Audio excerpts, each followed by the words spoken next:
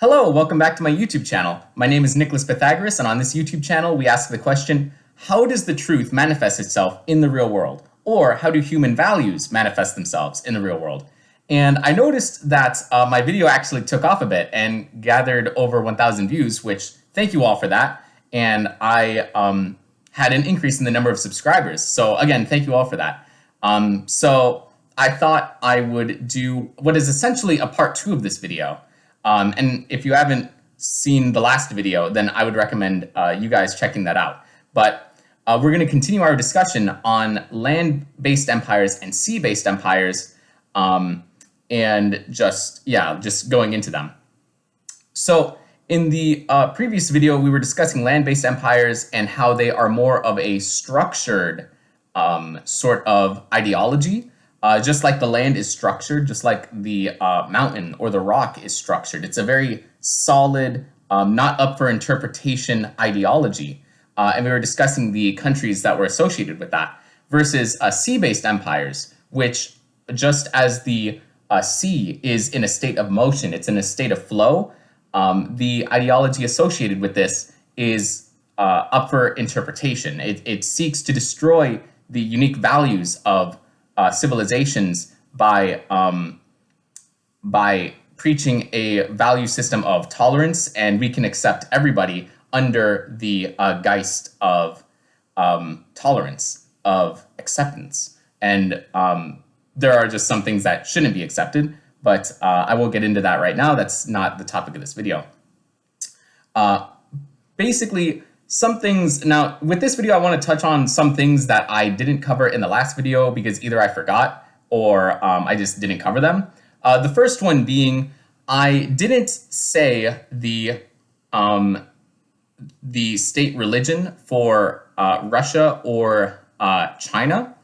And I said that these I said that these empires were actually land-based empires. So just to recap, the land-based empires that we discussed in the last video was Russia, China, Iran, and most of the Middle East. And basically, I said that in the Middle East, it is a land-based empire because in terms of religion, it is Islam. And just like a rock is a solid foundation, Islam is not up for interpretation. There is a Quran, and there are these set of prayers, like 5 prayers throughout the day. And so it's not up for interpretation, but there is a solid ritualistic structure to the religion. Hence why the Middle East is seen as a land-based empire. Also, not to mention geopolitically that Russia, Iran, and China are geopolitical allies. But the state religion for Russia is Russian Orthodoxy. And as opposed to its counterpart of Protestantism, which Protestantism, the Protestants say they believe in sola scriptura, they believe in Bible alone, and they believe in everyone's individual own interpretation of the word, as opposed to a structured religious ritual or belief such as Russian Orthodoxy or Catholicism. But in this case, the Russian Orthodox Church, there is a church, there are structures in place. They have very much similar sacraments with the Catholic Church, but it is, again, it's a solid structure. It's not up for everyone's own individual interpretation. There's one Eastern Orthodox Church, and that is the state religion of Russia. Now, with China, it's very similar to that of a rock in the sense of that it's a solid foundation. And in this sense, it is a state atheism, and they enforce it very strictly. But the other thing I want to mention, and this isn't so much a religion as it is a philosophy, but it is Confucianism.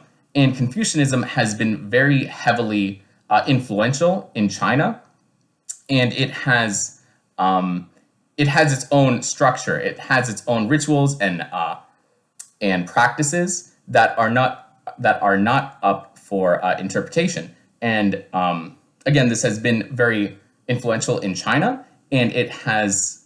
I see this, and in my opinion, that's why I see China as a land-based empire. Some other countries that I would like to bring up, I think there is a very interesting dichotomy between North and South Korea.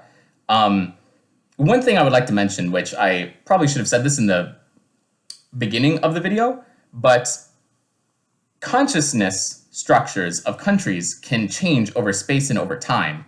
Like, for example, and I know I just departed from Korea, but very briefly, for example, I believe that the Aztec Empire was a land-based empire, but that was until the Spanish conquistadors came to colonize the New World, and they brought their sea-based ideologies to the New World, and now those countries are influenced by sea-based ideologies, and kind of breaking away from their, somewhat to an extent, breaking away from their land-based ideologies. Also, in my opinion, the Roman Empire was a land-based empire, but now, as you see with Western Europe, the Western Europe is described as a sea-based empire. Personally, another side note, I think that this was inspired by the Vikings' conquest up in Scandinavia and then taking part in Scotland and parts of Great Britain. And because the Vikings were a sea-based ideological empire, because they had they would get in their boats and they would conquer villages, that ideology spread throughout Western and Northern Europe and has found its culmination in the United States. But anyways, getting back to North and South Korea, there's an interesting dichotomy, and I find it very interesting because these are genetically the same people. They're Koreans, but they have different ideologies. One, North Korea, in my opinion, is a land-based empire, and South Korea is a sea-based empire. And I find this very interesting because, again, it's the same, genetically it's the same people, but in a sense they have a different soul or a different consciousness structure. We see in North Korea that, and it's no coincidence that North Korea is allied with China and getting on better terms with Russia, both land-based empires. But with North Korea, we see that the state religion is atheism, and they are communist, which are very, these policies are very in line with other land-based empires, mainly the Soviet Union in the past, and China, even under Mao. So this communist, atheist, solid like a hammer, like a rock kind of government policy of state atheism is very reminiscent of land-based empires and ideologies. The second thing is that, I already discussed that they were communist and atheist, but turning to South Korea, we see that in this part of the peninsula, it was very much influenced by the United States and this Western ideology. We see South Korea being secular in terms of government, but also capitalistic in nature, which, as we discussed, sea-based empires seek to destroy the unique differences between civilizations by making everything preaching tolerance and acceptance, and saying that, there is essentially no real difference between our ideologies. And so you can see that with the secular nihilistic view of South Korea, but also the influence that the United States had on South Korea in terms of capitalism, and how South Korea, very similar to Japan, are allied geopolitically, and not just geopolitically, but in terms of consciousness, in terms of soul, in terms of nous, using the Greek term, similar to the United States and Western Europe and other Western nations. So this was a quick little video that I wanted to upload, just adding some quick extra thoughts that I didn't include in the first video. And if you're new here, which I know there's a lot of people that are new, but on this YouTube channel, we talk about phenomenology, existential phenomenology, existential philosophy, human consciousness, and again, how human values manifest themselves in the real world. And I will have a follow-up video basically saying what my channel is about for newcomers. Because again, I know that my channel, again, thank you all very much for my channel like taking off like very much. And yeah, but if this like interests you, please consider subscribing. And I'm very interested in hearing your thoughts in the comment section down below. So if you, whether you agree or disagree, like I love the conversation, the camaraderie, and I look forward to seeing you guys in the next video. So take care, guys.